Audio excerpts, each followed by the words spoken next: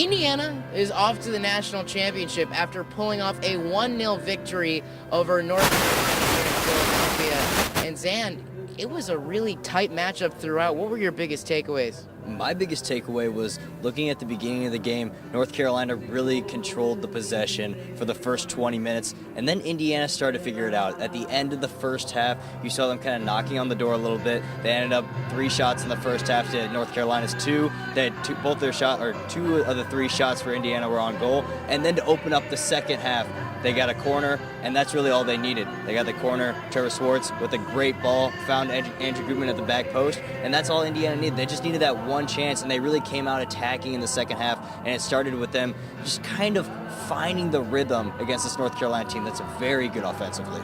You mentioned Indiana finding their rhythm. They really didn't seem to get much going until around the 35th minute, and then in the 43rd minute, we saw a shot from the top of the box one time from Trevor Swartz, who's arguably got one of the best rips in the country, but nothing really finding the back of the net for anybody until that second half set piece where Trevor Swartz scored off the corner, sending it into the far post for Andrew Gutman. But we mentioned all that, how tight of a matchup it was. North Carolina came into this matchup with the second best offense in the nation. What did Indiana do defensively to shut them down and get their 18th shutout of the season? You know, Indiana did the same thing they do every game defensively. They played tight defense. They just commanded the back line. In the post-game press conference, Carolina coach was saying that they caused them to pause a little bit instead of just keep on going. And that's what Indiana does. I mean, they're extremely talented.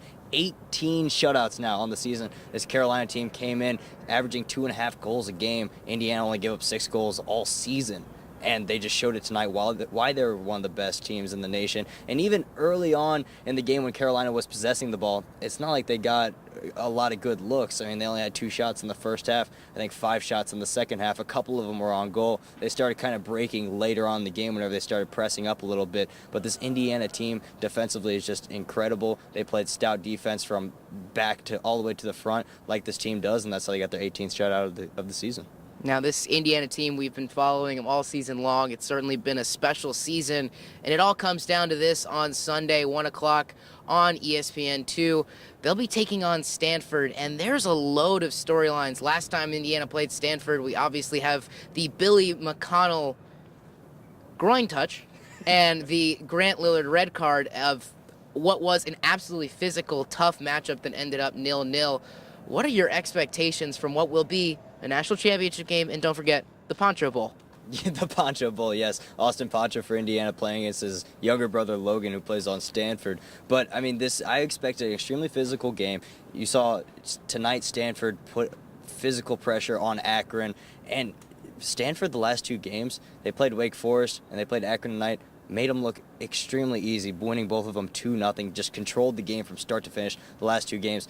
Indiana defensively, they're not going to let that happen. And Stanford, they play a similar style to Indiana. Indiana's very familiar with Stanford. As you mentioned, they played last year. They're kind of the teams that like to start from the back and work forward. And so I'm expecting a really physical matchup. But as Todd Yeagley said, his team is always very composed. They don't get beyond themselves. They have one of the fewest yellow card rates in all of the country. So I'm expecting a very physical game, a very talented game, and a very fun game, Eddie.